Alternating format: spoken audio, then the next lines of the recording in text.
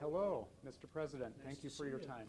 Thank you very Welcome to much. South Dakota. Thank you very much. Great honor. All right. Good. So we are a big ag state, and the farmers have said the last 4 years have been really tough.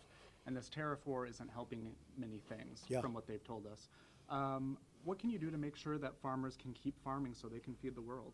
Well, the farmers are going to be in very good shape as soon as I finish the various deals. The farmers have been shut out from the EU, which is basically Europe. They've been shut out from Canada. As you know, Canada's charging tremendous tariffs, almost 300% on dairy products. They've been shut out to a large extent in China. While they do business with China, they're still shut out. And what we're doing is we're knocking down those trade barriers, and the farmers are going to be the biggest beneficiary. And remember this, before my election, if you look at soybeans, 5 years before my election, they dropped down each year. They were dropping down 10 and 15%. They ended up dropping 50%, and that's just for a period of 5 years, and that's before I ever got here. So whether it's soybeans or corn or any of it, I think the farmers are going to have a much bigger market, but I have to get the trade deals done. I have to say this, these countries have been really ripping the United States for a long time. They're very spoiled, but now they're learning those barriers are coming down, and they're coming along. We've made our deal with Mexico. Canada is negotiating with us right now, and we have a lot of cards, as you know.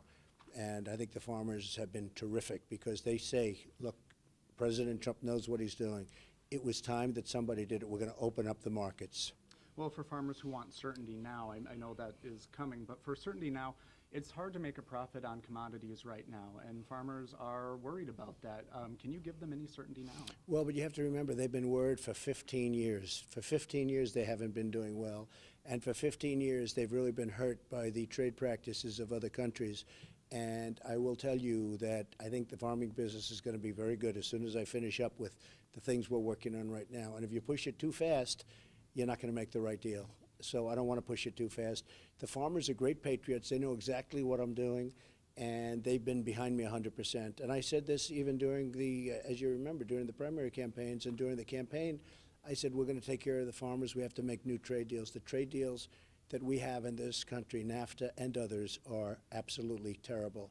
So they're being renegotiated to the benefit of our country. And so for family farmers here who are worried about losing their generations-long farms at the end of the season or early retirement, any words of comfort for them? Well, they would have lost them anyway because they were being hurt so badly with the trade barriers.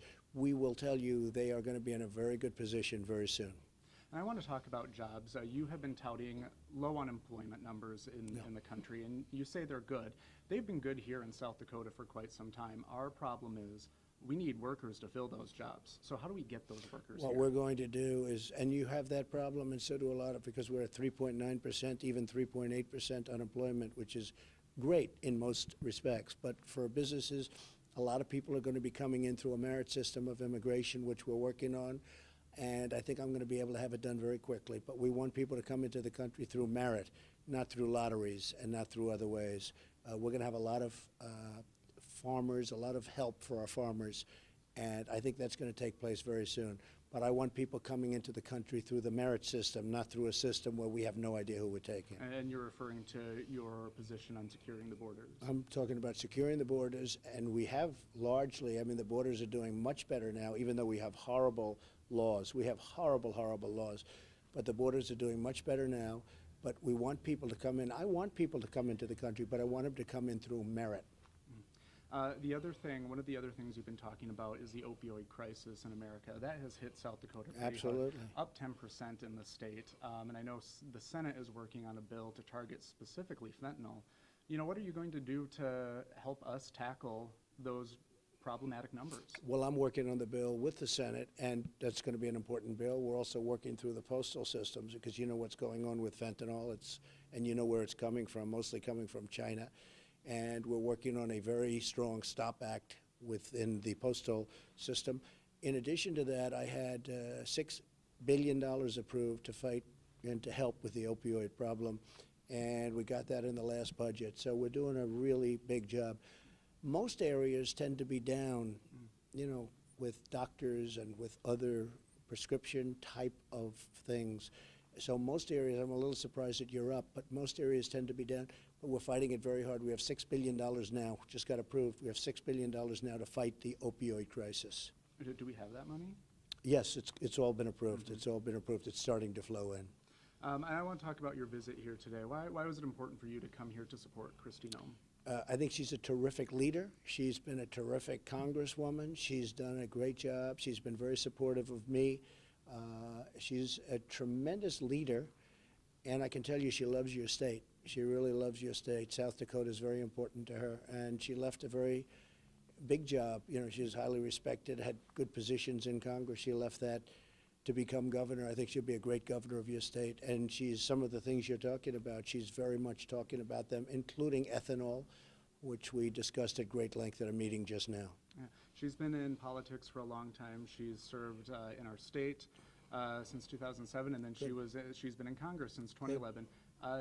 Why is she not part of the swamp then?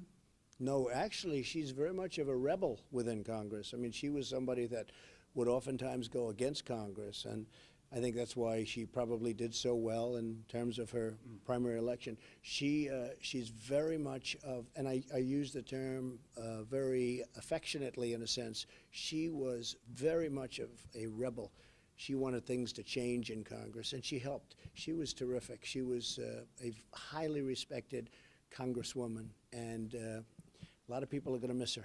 My last thing, you know, in his speech today, former President Obama mentioned you. He talked about the powerful, this is a quote, the powerful and the privileged who want to keep us divided and angry. He mentioned you by name. He says you are not the cause but a symptom. What's your response to that? Well, I think we've done a great job. On the economy, we've done great. Our military is now being rebuilt. It was in shambles after 8 years of President Obama. The military was absolutely in shambles. A lot of bad decisions were made, and they weren't renewing, and we have done a tremendous job with the military, including the vets, where we have choice, where we have so many other things that we got approved that he was unable to get approved. But now we have veterans' choice, we have veterans' accountability. I think that we are probably less divided than we were when he was president. If you look at the divisions now, a lot of them are artificial. A lot of them are put up by people running for president in 2 years, and I think we probably are a lot less divided. But I can tell you this, our country's doing much better. I mean, if you look at the economy, you look at all of the numbers, 4.2%, you look at the GDP numbers, which I think are going to go substantially higher. We have tremendous potential in this country, and I think he sees what we're doing, and I think he's probably saying, wow, I wish I could have done that. Yeah. When we have people who are talking about racism and Nazi sympathizing, do you feel pressure to say, don't do that? Sure, I always would say that. But if you look at President Obama, look at what took place during his presidency. It was actually terrible. So I think we've come a long way. Thank you very much. Thank you so much for your time. Take care of yourself. Thank you. Thank you. Thank you. Thank you, man.